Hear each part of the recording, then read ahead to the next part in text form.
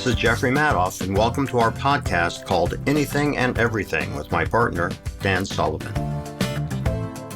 We were discussing when you get into a situation, as we are experiencing somewhat in the United States right now, there's a contention, political contention, and it's talked about the most divisive period the United States has ever been through, but actually that was the Civil War. You know, we're throwing words at each other today, but we're not shooting, we're not killing. But the question is there a way of bridging the gap between two sides? And my thought was that the great advantage of life in America is new things are going to be created in the marketplace, which force the political sides to actually adjust. They have to kind of constantly adjust. It's hard to maintain a fixed political position when the very landscape, the very environment in which you're living is changing with new products, new services, new ways of going about things. So that's been my experience. And I feel that having lived outside of the United States for more than I've lived inside, that America has more of that than Canada does, for example, or Great Britain, which is another country where I do business. And things are more fixed there, where in the United States, things are changing sufficiently economically, technologically, scientifically, that it keeps things moving. So is it correct to say that you're a foreigner, or do you have dual citizenship? Do you and Babs both have dual citizenship? Yeah, and it's useful because when we go into the United States, we're Americans, and when we go into Canada, we're Canadians, and it just solves a lot of bother. But it's interesting. People ask me a lot. They say, what's the difference between Canadian citizenship and American citizenship? And I said, Canadian citizenship's like having a really good mall card. It's like the parking is better. You get early sales. It's got all sorts of conveniences. It's kind of neat. And American citizenship is like religion. And how so? Much more fundamental. I mean, the belief system and everything. Americans know what Americans are. Canadians know that they're not Americans. And it's a real problem. There's no identity here. Their identity has been defined in terms of the British for a long time, and then their identity is defined. There isn't a really Canadian identity, except we're not this. Well, and I guess the latest version of we're not this is we're not the 51st state. That's not what we're interested in. Did that unify Canadians in ways? Enormously. It said we're not the 51st state. Mm-hmm. Yeah, no, I can, just by the Canadian flags, I have a thing of paying attention to flags, whether there's a lot of flags out. And I would say up until that incident, the statement when Trump called Canada the 51st state, or suggested that it might be, in our neighborhood, there's about a 15-minute drive until you're out of our area into the next area. And I would say there might be 18 flags, and I counted on Saturday, and there were 43. Really? 43 flags, which I think is a good thing. I think people should fly the flag. Did that surprise you? No. I think, well, first of all, it happened right when an election was happening. So I think that, we were having a Canadian election. And the Liberal Party, they've sort of based their, who won the election, and they are generally the winners of the elections. Their symbol is very much like the Canadian flag. Actually, it was a Liberal government that brought in the Canadian flag. It used to have aspects of the British Union Jack on the flag and everything, and then they switched over a completely new design. But it just happened that the Liberals adapted more or less the same design for their party at the same time as the new Canadian flag was. Tricky. They're a tricky party. Anyway, but yeah, it did. And, I'm very much for people having their flag, Like I was really for Brexit because of that weird European Union with all the stars and everything else. In England, when you would go into Whitehall where the government is. And then as soon as Brexit happened, all the Union Jacks came back. And I said, I like the Union Jack better than the European. I don't know what Europe is. I know French, I know Germany, I don't know Europe. Never met a European. Well, it's interesting because one could liken it. Well, it's not really. No, it isn't. One couldn't, who was informed, one couldn't just strike that whole thing. Yeah. But, you've lived in. I don't know what you were going to say, but I could tell I was going to disagree with it. So, good point. You knew we were going to disagree about it. Yet somehow, whether we are far apart politically or not, there is a genuine curiosity we both have, a desire to learn and understand that we both have, that we are not repelled by other ideas, and both believe in informed, vigorous debate on those things is much better than just either shutting down or not associating with. And how did we establish that? How did that come about? Well, we're both interested in a lot of things, okay? But the other thing is that my attitude toward politics is that everybody comes to their political beliefs for very good reasons. And those reasons go back decades and decades. I mean, in our case, they go back.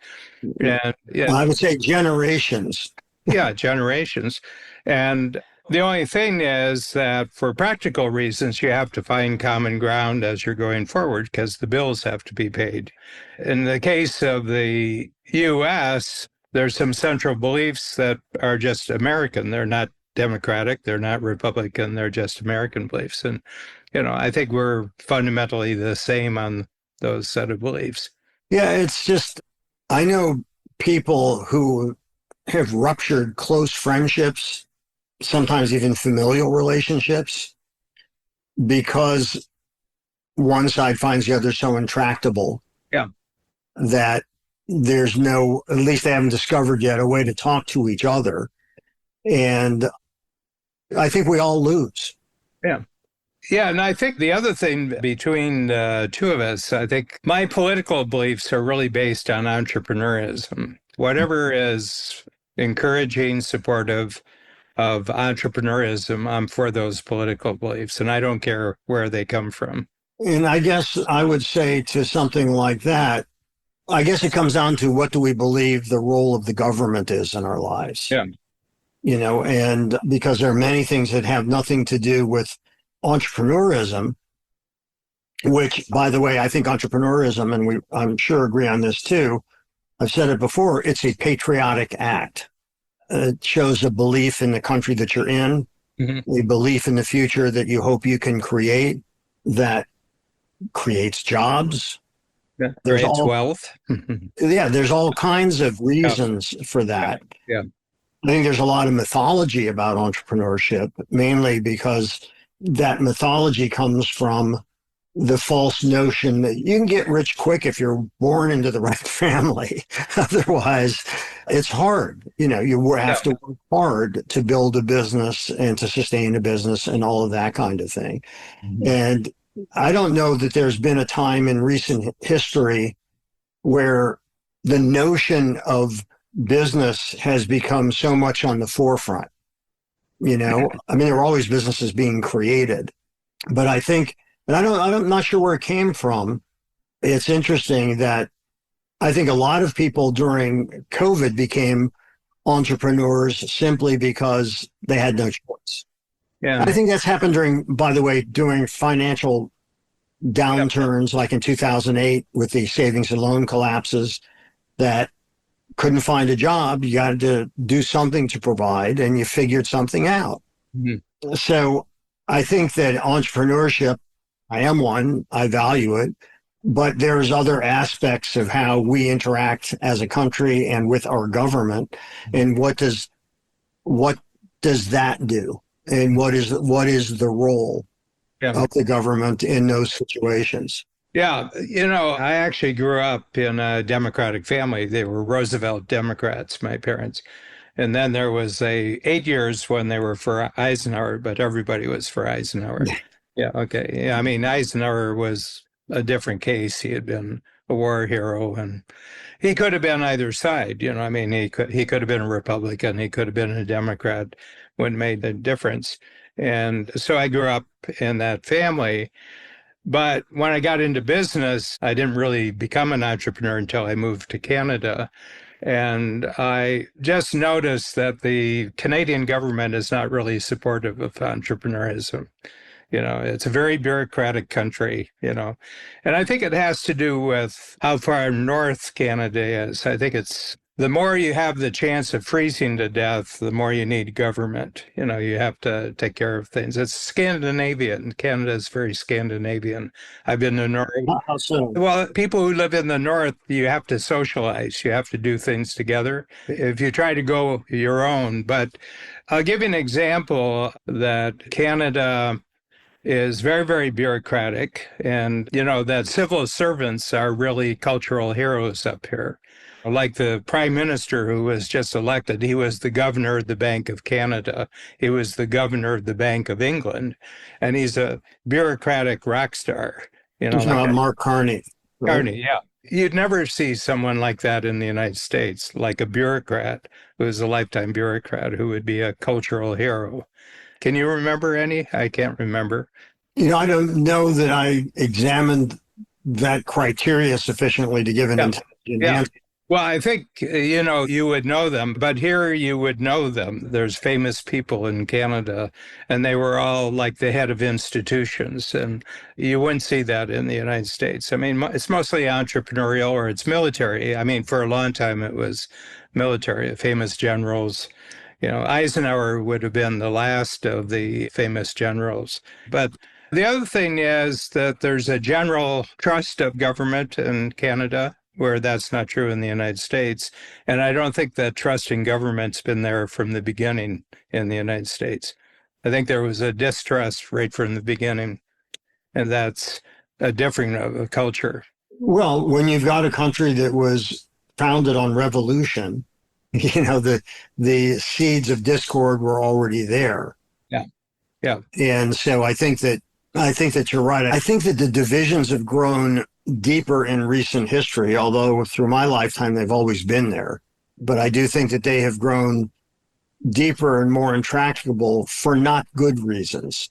Yeah. But because of how we are all so bombarded with information. Well, I think that the difference is the media coverage of it has changed drastically. Yes. Yeah. Now, how do you think it's changed differently?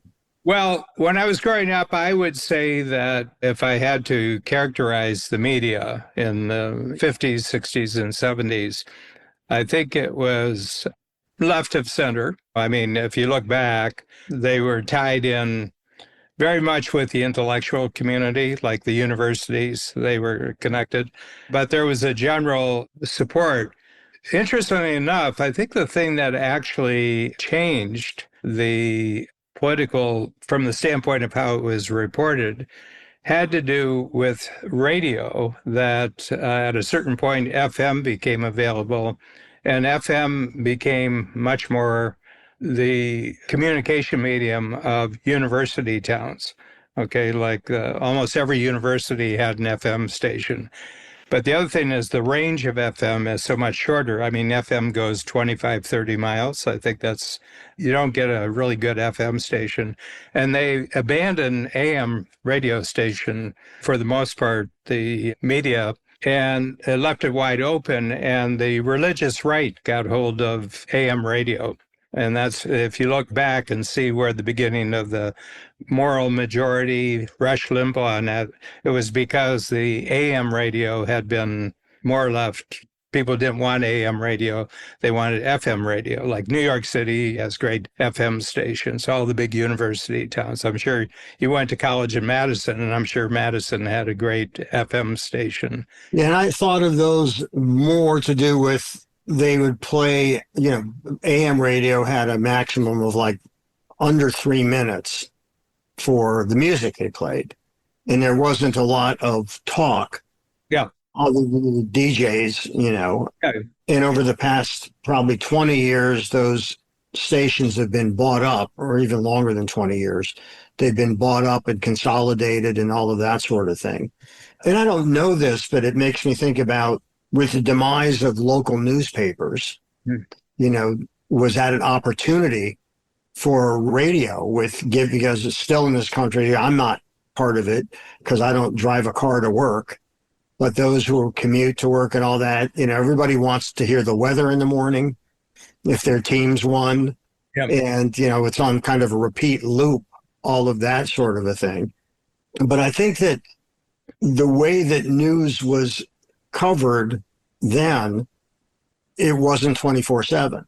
Mhm. And I think one of the problems with 24/7 is how do we keep people's attention? Yeah. CNN was the pioneer there. Yeah. Yep. Yeah. Yeah. Yeah. When Ted Turner. Ted Turner, yeah. Yeah. I mean, he was an interesting pioneer. He was also thought to be a fool for buying the MGM library that became the foundation of TCM, Turner Classic Movies. Mhm. And it ended up, of course, he made a fortune from that, but everybody thought that was his folly. And then what followed is every major media outlet trying to buy up libraries, like what's happening in music now that, Bob Dylan has sold his catalog and, all the different musicians that have sold, pop musicians, the Beatles and Michael Jackson and all their catalogs being sold. And I'm wondering though, if information is being provided by those stations, because I think local radio stations are doing, I'm not positive of this, but I think they're doing relatively well. Yeah. Yeah. Well, as you say, newspapers, it was divided between local newspapers and local radio stations. And, the advertising. And I mean, the newspapers are gone for the most part. I mean, as we knew them, they're mostly gone. Yeah. You and I both had paper routes. Entrepreneurs, got to have that. Along with Kathy, Ireland. I mean, not along with her, although that would have made the route a lot better. But yeah. Do you remember on the back of comic books, there used to be that newspaper called Grit? And it had a guy with a canvas, bag, like I used to deliver the Akron. Oh, yeah. Was that a newspaper, Grit?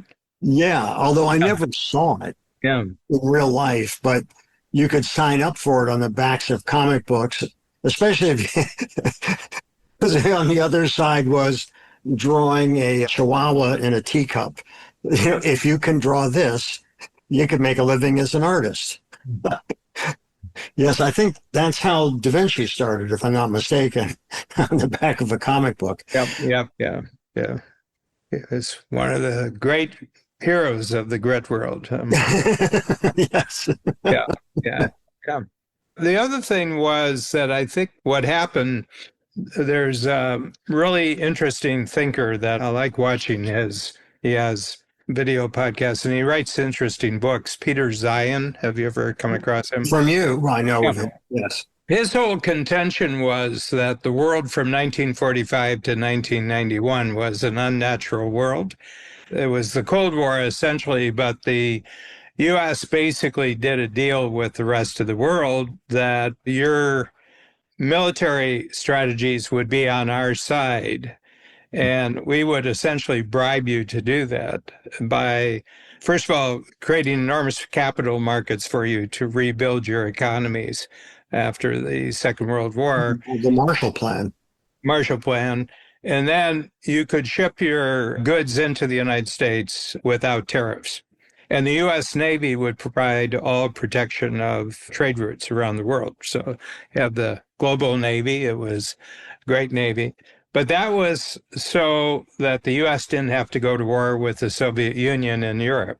So they built basically a prosperity curtain around the Iron Curtain, and it stopped things. And so you had everybody who talks about, politicians used to get together, they used to go to dinner. It was during that period, 45 to 91, that was true, because you always had the bigger outside enemy. And then in 91, the Soviet Union collapsed without anyone's permission, by the way. Mm-hmm. But the deal that had been set up was a good deal around the world, but it wasn't a good deal for the United States except for security reasons. It really wasn't all that good. The U.S. doesn't do that much business with the rest of the world. It's about 10% of the GDP has to do with foreign trade. Most of America is just, Americans making stuff, Americans buying it. So I think that most people's perception of how politics was and how politics was is framed by that 1945 to 1990 period.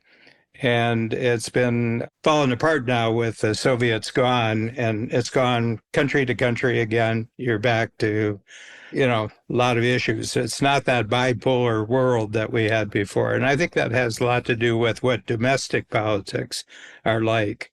It's that I think things have become more fractured. Oh, that's for sure. But if you read American history, it's very contentious. It's a very contentious history. Oh, yeah. God. Yeah. Yeah. Although I think that in toto, if you look at the history of most countries, it's a very contentious world. Yeah. Yeah. And I think that the old stories and the mythologies, we know better now. And I think that a lot of the distrust has gone away as the curtain has been pulled back on a lot of different activities that have revealed things that may have been going on before, but we certainly were not aware of it. Yeah. Yeah. And I was going to say, when I was in the fashion business, when I was designing and manufacturing, which was in the early to mid 70s, at that time, can you guess, I don't know if we've spoken about this before, but can you guess what percentage of fashion goods, apparel, shoes, and so on, what percentage was made in the United States and what percentage was sold? You mean American-made goods? How much of the market? Yes. How much of the fashion market was made in the United States at that time? Oh, no, 50? 95%. Wow. Yeah. And by the 80s, it was 5% was made here. Yeah. And, fashion, it's interesting because there's a huge gap between the images you might see if you look at Vogue magazine or the red carpets and the desire for cheap labor, which is, what the fashion industry, when you go to the Gap, when you go to, all these massive stores, things are made in China, they're made in Cambodia, Turkey, Vietnam, all of that dramatically changed. And I got out of that business, not because of that, because another opportunity getting into the film business surfaced, and I found that at that point more interesting. But the change, when I used to come to New York, did you used to come to New York much, like in the 60s and 70s and so? 60s. Started doing it at the end of the 70s. It was going through the garment center. It was really interesting because you would hear Yiddish, German, Italian, Greek, all these different languages. You'd see all these people at these cavernous restaurants that were in the garment center, people that looked like they were never young, and you'd see many newspapers, they'd be selling, the Jewish Daily Forward and Il Giorno from Italy and all of this. And it was this truly the melding pot. And the fashion industry the apparel industry was a way to enter into the middle class at that time. And there was a hustle and bustle in the streets and people pushing racks. And it was just so vital and active. So where was that? 15th Street? No. Basically from like 34th Street to the mid 40s, low 50s. And which avenue? So it would be on 7th Avenue for the most part and Broadway. So I had offices in the Empire State Building, which is 34th and 5th. And then I had offices at 1407 Broadway, which is around 40th Street, and 1411 Broadway. But it's all just offices now. There's no manufacturing. None of that is going on. And that was an essential middle-class entry point for immigrants, coming into this country. Yeah. And it just changed dramatically, not unlike the film business. Yeah. Where the hustle and bustle of the major studios, it's now just offices. Yeah, I think that a couple of things that facilitated that. One is that China came into the game in the early 80s after Nixon went and visited in China with Kissinger, early 70s. But China came into the game. But the other thing was the very interesting creation of the Vietnam War was the uniform container for shipping. That was, do you know the background to that? Yeah. Yeah. Well, the Vietnam War, they shipped enormous amounts of materials into Vietnam, and the harbor down at the bottom where Saigon was very shallow, and they couldn't get the big ships in. And so but they made a rule that if you shipped anything, it had to fit in a container, and they could just put lawn piers out and the containers could come in. And within about 5 years, just because of the U.S. Defense Department requiring that everything shipped, all of a sudden the worldwide shipping industry adapted these 20 and 40-foot containers. And it destroyed the Longshoremen's Union, actually, because you could put piers anywhere. They used to have to take every piece of something out of a ship and put it into a warehouse, and then it would put in another ship. And it was like an ATM for the Longshoremen's Union, you know, which were controlled by the mobs, basically, in New York and Baltimore and elsewhere. But that thing of the uniform container thing just globalized trade, because you could have on board ship, you could have boxes going to 100 different places, you know, and boxes could be filled up with materials from 100 different companies, you know, as they did that. And it was all tracked electronically and everything like that. So I think that really changed the clothing industry enormously. I remember I went to Manchester, New Hampshire. Manchester was where Levi Strauss started. The big mills for Levi Strauss were in Manchester. And if you go there, it's quite remarkable. They have these amazing brick buildings, and they probably have 20 or 30 of them. And fortunately, they haven't been torn down. But this was part of the big fabric industry, which was mostly in New England. It was mostly New York, Boston, that area. And then they had a strike, 1927, 1928. And overnight, Levi shipped everything to North Carolina and South Carolina. It all went south.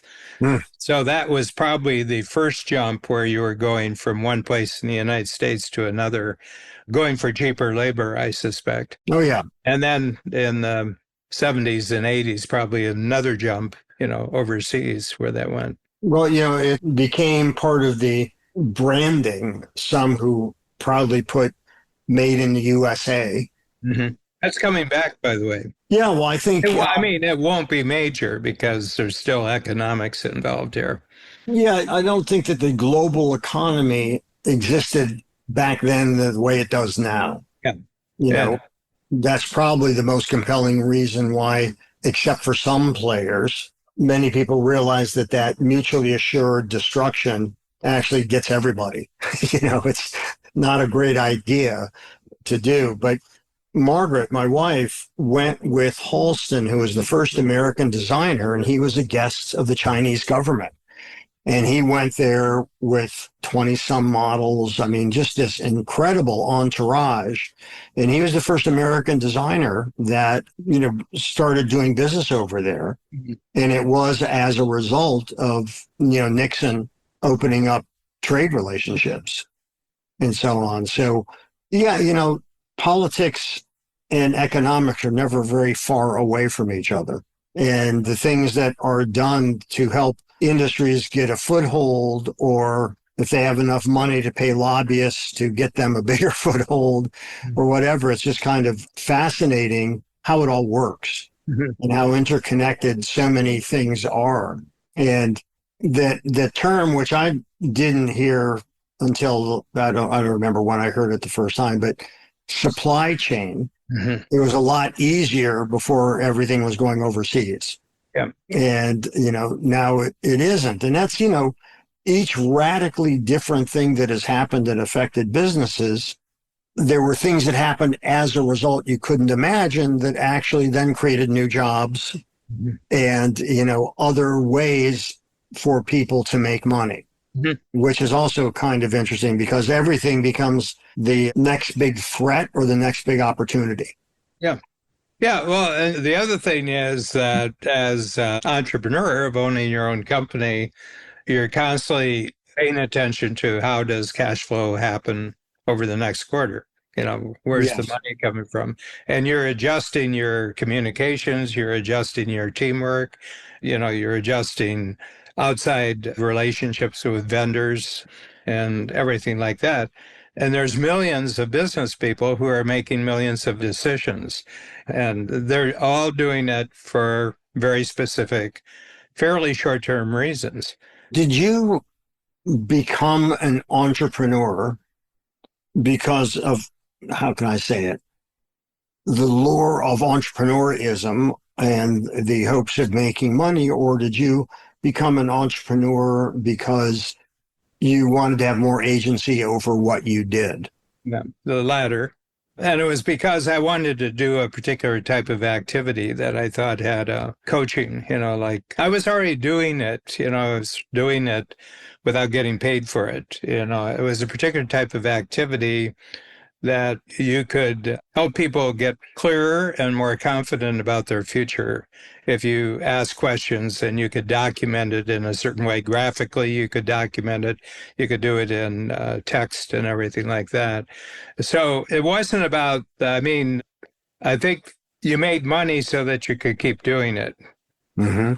In other words, it was just an activity that I thought I would love doing. I didn't do it enough that I knew I loved it, but I got a sense of it. And I can remember talking to my creative director, who was the half owner of the ad agency.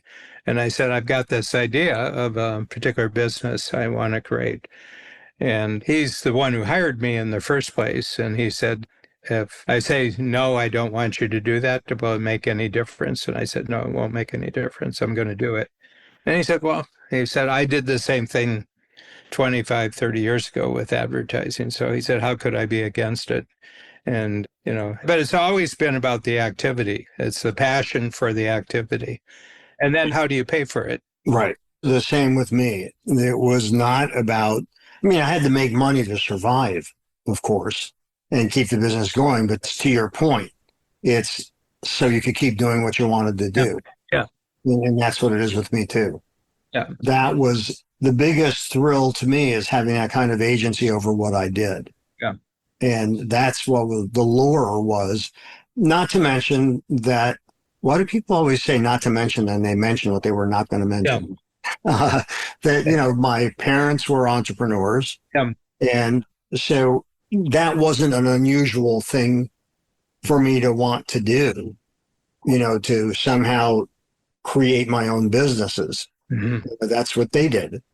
And so I was used to that. Yeah. And probably had more familiarity with how a business is run on a minor level, but hearing my parents talk about business at dinner and the day's receipts and, all that kind of stuff, it kind of, the main lesson you learn is, if you want to keep doing it, you got to have more money coming in and going out. There's a story of my great grandfather, who I never met, but he was in New York, and he would, on the Lower East Side, and he had a wagon, and he would buy socks for $1.50 a dozen. Wow. And then he would sell them for $1 a dozen. And my great grandmother said to him, Shmuel, how do you think we're going to stay in business if you keep selling it for less than what we paid for it? With volume. That's right.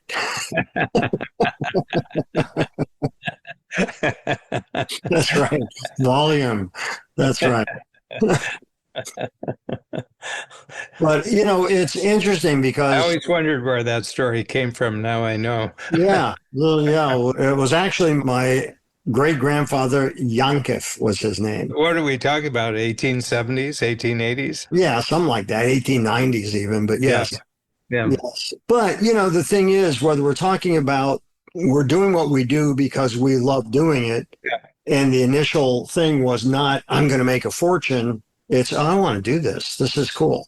Yeah. I think it's why both of us are fascinated with theater, because you would never do it for the money. That's right. No, it's such a risky business. I mean, unless you might find one person out of 20, I'm going to go into theater because that's where you make the money. I can't believe it. It's got to be a deeper passion than that. Yeah, absolutely. Yeah, I mean, and we've had 25,000 entrepreneurs, who were in the program for at least 1 year. But the ones who do it for money don't stay long. And why do you think that? Whereas the driving passion is money. I can't remember one that really impressed himself or her. It's mostly himself on me. I said, there's a great entrepreneur. It's always the agency is really the main thing. And it's the main language on how different entrepreneurs talk to each other. It's the agency you have over your future. That's why they do it. Yeah. And, as we're talking about this, and even the story about my great grandfather, there is a sense of empathy because we've both hit on hard business times, and the ability to both recognize that and to be able to also laugh about it, because fortunately things worked out ultimately, but not without obstacles along the way. And not without mistakes. That's right. That's right. And I've never had a mistake I didn't pay for. yeah, no kidding. Yeah. Otherwise, how would you gauge it? Right. Somehow. I never had a free mistake. That's right. I haven't either, because then I wouldn't have recognized it as a mistake. Right. Yeah. And I think that kind of curiosity, that kind of empathy in terms of knowing what other people's struggles are, these things come under the umbrella to me of like a shared humanity. Mm-hmm. And that shared humanity to me is something that can also help narrow a divide. I will, I'm sure, go to my grave thinking about that and thinking about, because, I like the fact that I'm pretty comfortable talking to just about anybody about anything, and that I don't assume anything. I was going with my girlfriend at the time. This is back in 1970.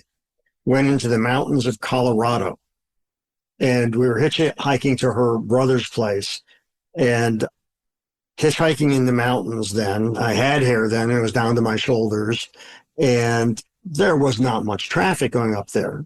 And what was going on at that time was certain mountain peaks were being blasted out because it was becoming a real ski center around this area in Colorado, and Breckenridge, which is where we were going.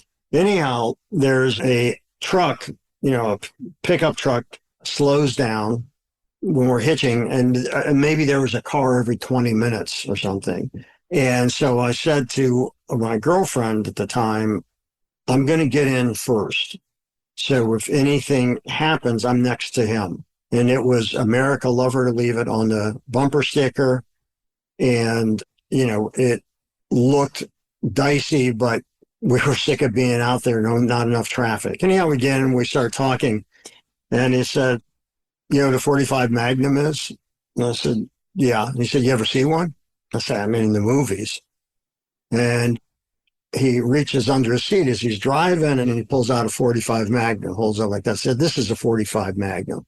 And Vicky was getting really nervous. So was I. He said, this is the only handgun that can stop a truck. You can put a hole in an engine block with it. And I said, I guess that's useful if you're hunting trucks. And he laughed. And I said, here. And he handed it to me. He was just showing me a prized possession. Yeah. There was nothing threatening about it. And so, it was a big gun. So anyhow, he goes on and he said, have you guys had anything to eat today yet? And we hadn't.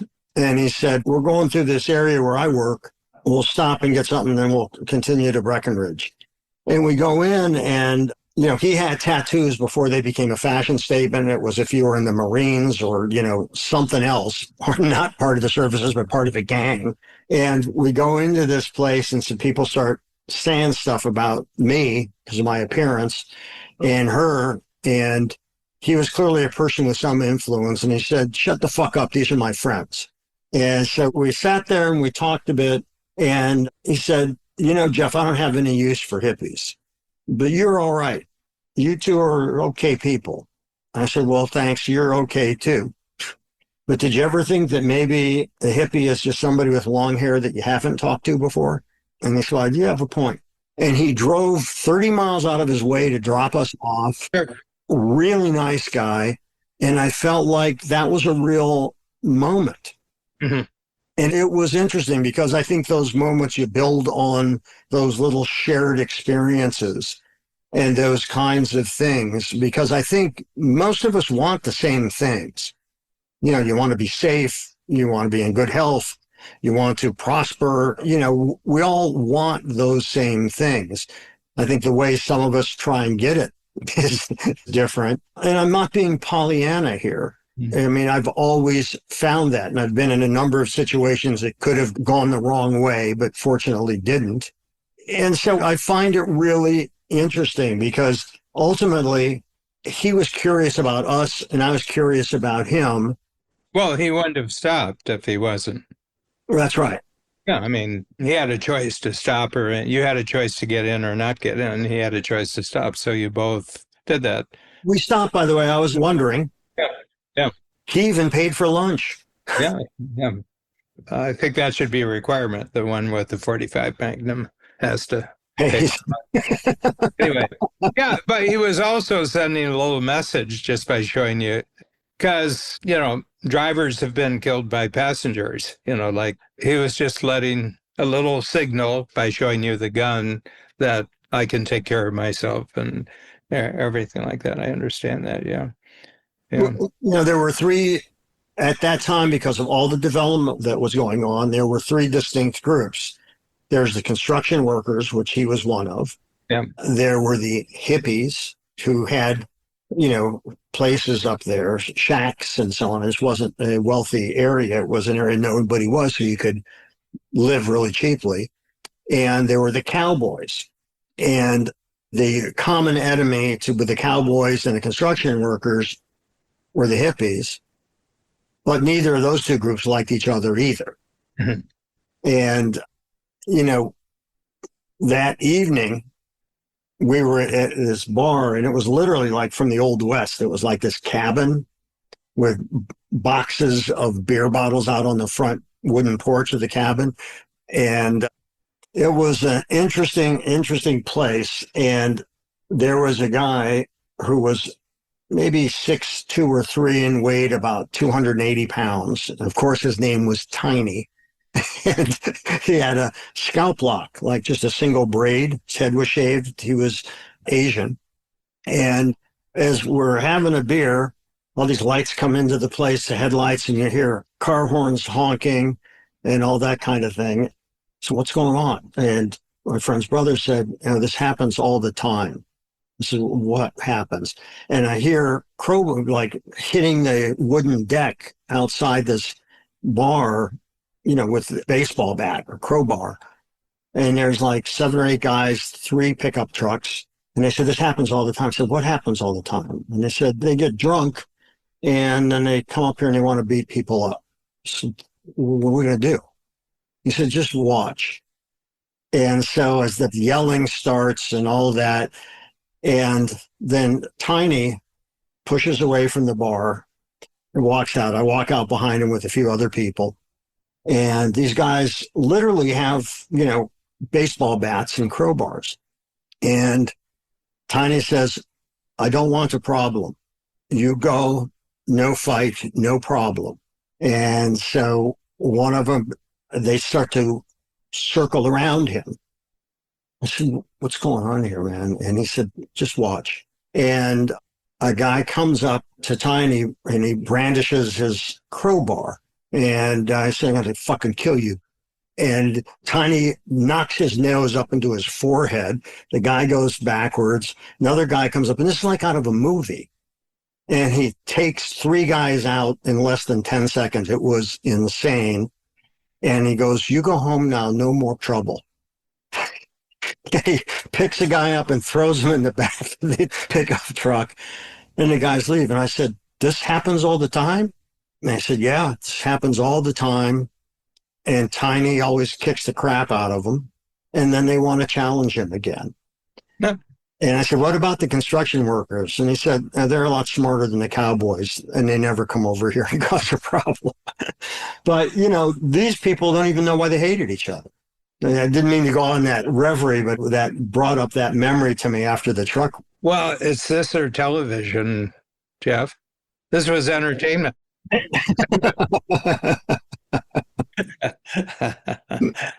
It's entertainment. Yeah. Yeah.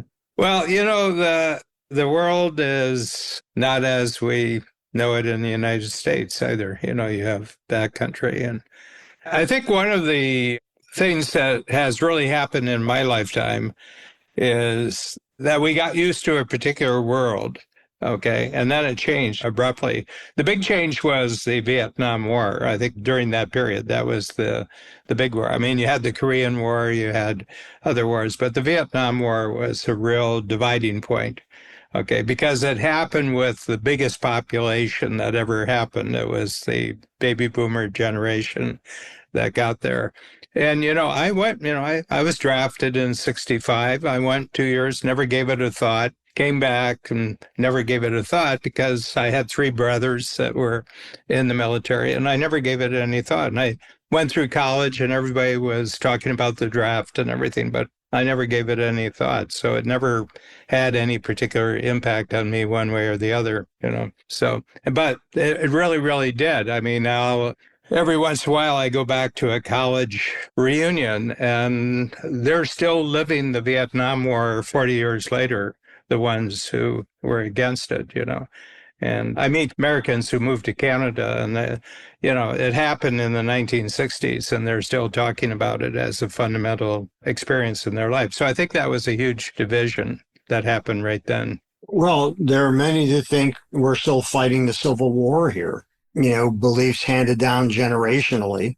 I don't think it's so simple and binary anymore, but there are deeply seated prejudices that I think we will be better if we can get past these things. But I think the U.S. is just a contentious country. Well, I think you're right. I mean, it's just what they're being contentious about that changes, but there's a contentiousness there. It's like the movie with Marlon Brando, the Wild One, about the motorcycle gang. Mm-hmm. And they go into the diner. And the owner of the diner said, "What are you guys protesting about?" And he goes, "What do you got?" I did an AI search of what are the 10 most divisive, polarizing, contentious periods of American history. And our present age is number 10. There were 9 that were more contentious in terms of, like the 1880s and 1890s. The amount of violence, killing, and everything that happened, because you had the collapse of the agricultural economy over about a 30-year period. There were about 5 depressions from the 1880s to about 1910. I mean, complete depressions. I mean, everybody talks about the Great Depression. There were depressions about every 7 years. Mm-hmm. People lost their entire livelihood. And then they had the issue over was it going to be gold or silver was the currency? And they just made a decision it's going to be gold. And everybody who was holding silver, the value of silver went down by 90%. And they lost all their fortune. And, there were riots and, so it's been that way from the beginning.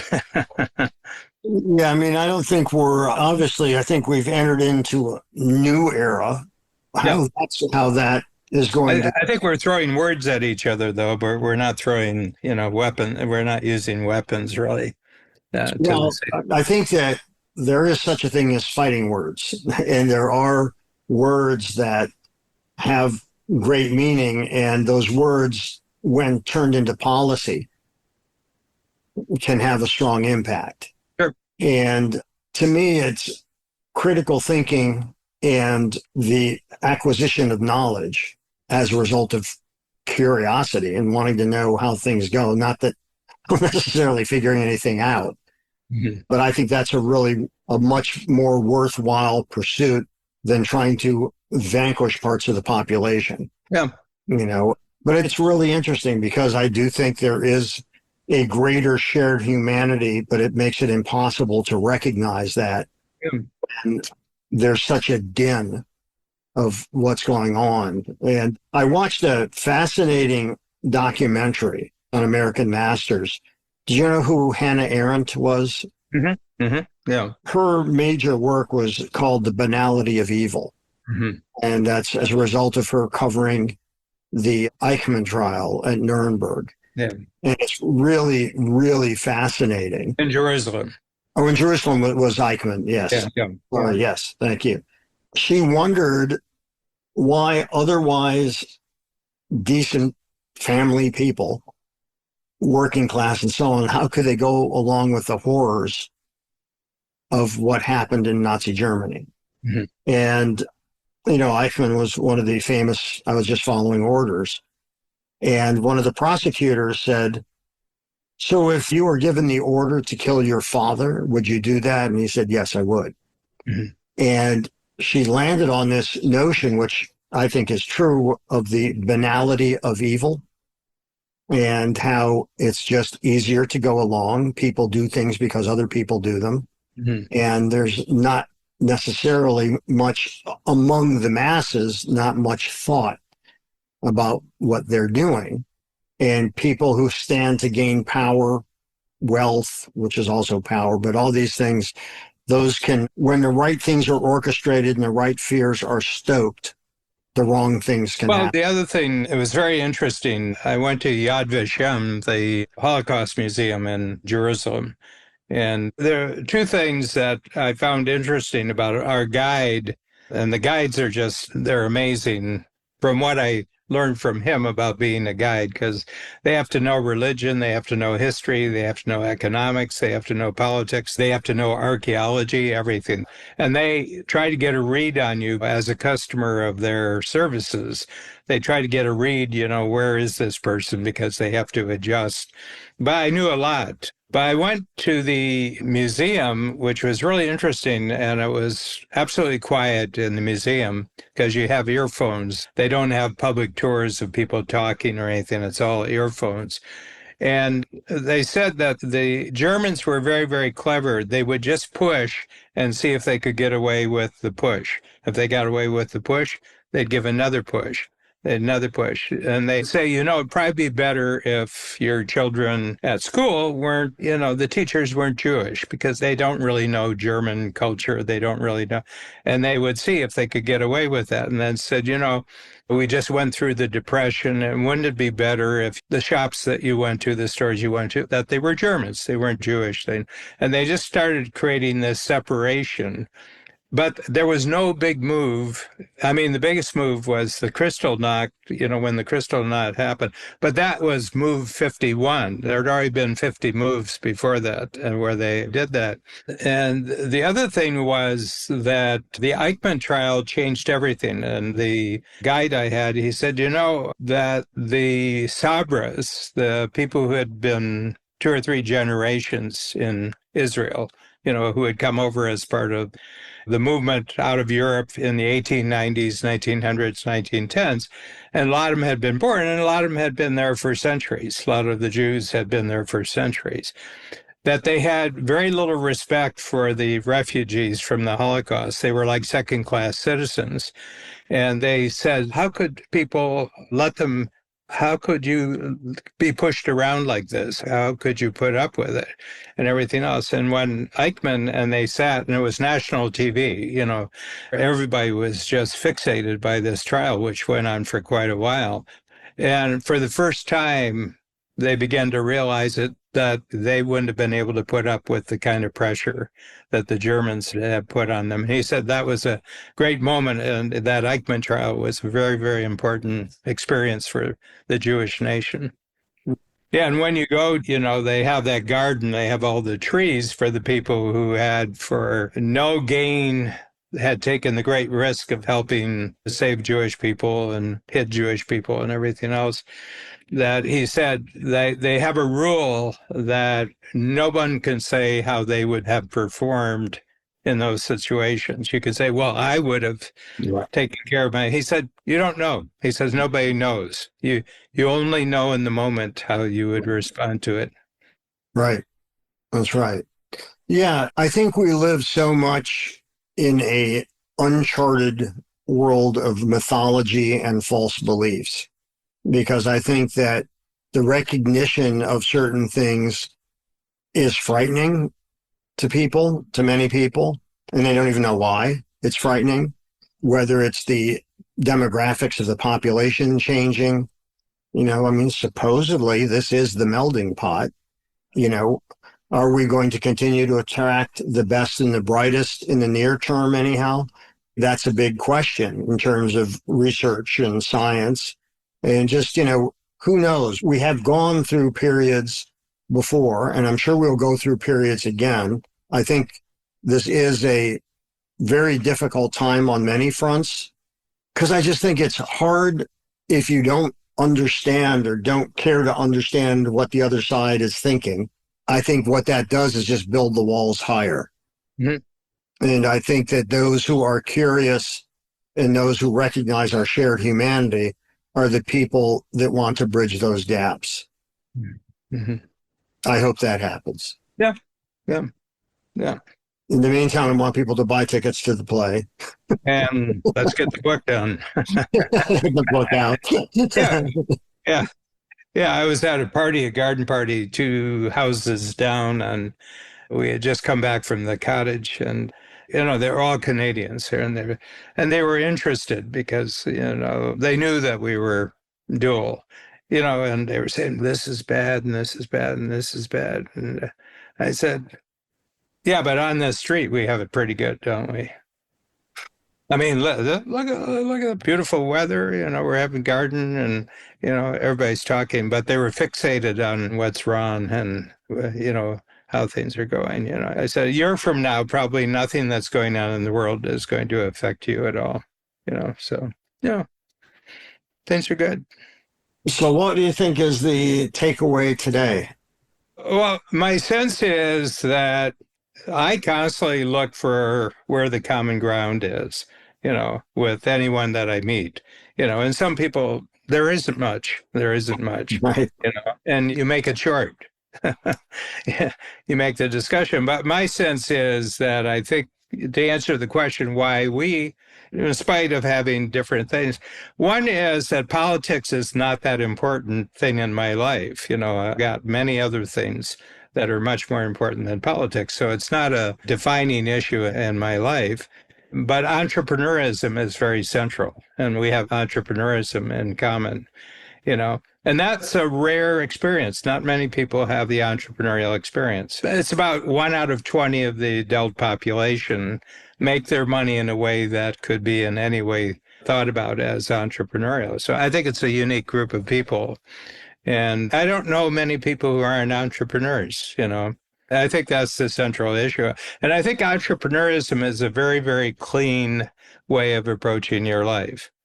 I just think that there's not many people who have the stomach for this particular type of activity and are willing to go decade after. I mean, it's a life sentence, too. You do it for 10 years and you're not going back to anything resembling normal life. Right. Yeah, because you don't know how anymore. No, and they won't have you. Yeah, it's almost like you've been raised by wolves. Yeah, and everything. So I think it's really that. Plus, we have a passion for theater, so you just look for what's in common. Well, I think that we have managed to fold that into the anything and everything. Of anything and everything, that is correct. Thanks for joining us today on our show, Anything and Everything. If you enjoyed it, please share it with a friend. For more about me and my work, visit acreativecareer.com and madoffproductions.com. To learn more about Dan and Strategic Coach, visit strategiccoach.com.